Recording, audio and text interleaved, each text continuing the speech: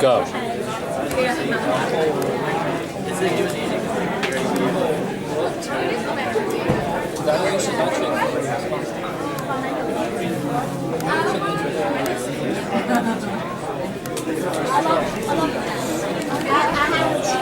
He's very busy typing things. Yeah. And there's our Mexico City. So, what's your name? My name is Caroline Pattillo, and I'm a senior at YMCA Junior Senior High School. This is my 4th year taking computer science courses, and I'm in an iPhone app development course. So I made a political campaign app, which Political campaign. Wow. Yeah, it accesses user data, but also calls the GPS and address of where the data was inputted, so that the politicians can see the different factions in different areas and where certain people tend to congregate. So that's why you can not only see the response, but you can also see where it is. And you know, this is just the start of the changing political landscape of politicians, and it's changing the relationship between constituents and the politicians. And I'm really happy to be a part of it and experience something like this. Okay, all right. So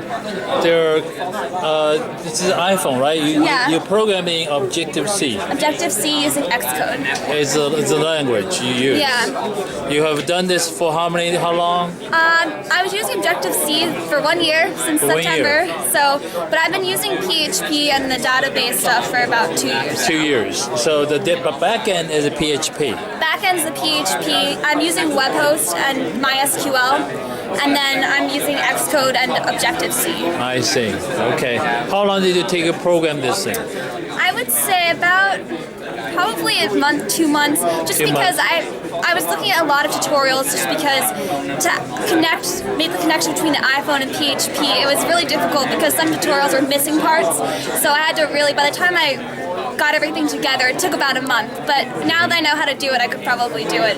It did feel like there are 16 moving parts at any given time. It was a really good experience. I learned a lot. Okay. Now you seem to have talked to real politicians somehow. Is that the real politician you have talked to? I'm hopefully getting an internship with her this summer. So I decided to make an app for her, then maybe pitch it to her to see if... I see. Very good angle. Thank you. All right. There are issues of authentication.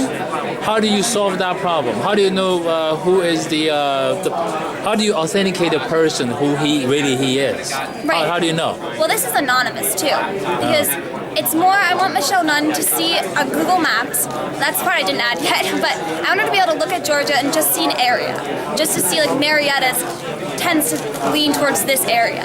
And it's not so much I could access maybe who it is using cookies and eventually inputting like a name, but I think it's more the anonymity of just where this data is that's important, because now... Okay, all right. So you don't really care about identity at the moment. Right. Now, I might have to put some code in to make sure a robot doesn't just go in and press yes. That's right. It could be somebody can shoot, I want to vote for a particular person. Right. And I wrote a program to hack your app. So I think, because right now what I'm doing is I'm appending the URL and adding like name response equals yes and latitude, and I'm passing the parameters.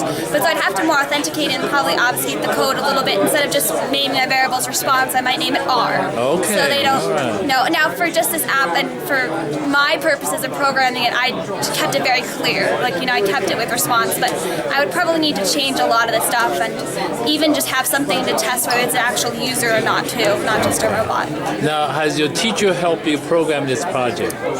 He did a little. This is more of an independent study. 2 years ago, I made a student council website, so he helped me with the PHP part of that. So I already had a little experience, but really the iPhone part was all me and looking at tutorials, and it was a really good experience because... Did you get frustrated quite a bit? I did, because in my data, and the one code, the guy forgot a question mark, and that threw off the entire program. And finally, I just went line by line, I looked, and I was like, oh my gosh, I'm missing a question mark. And it was just the syntax that really kept this program from working. So, but now that I did it, I'm really proud of myself, obviously. So. All right, good. Thank you. You're welcome. Very good.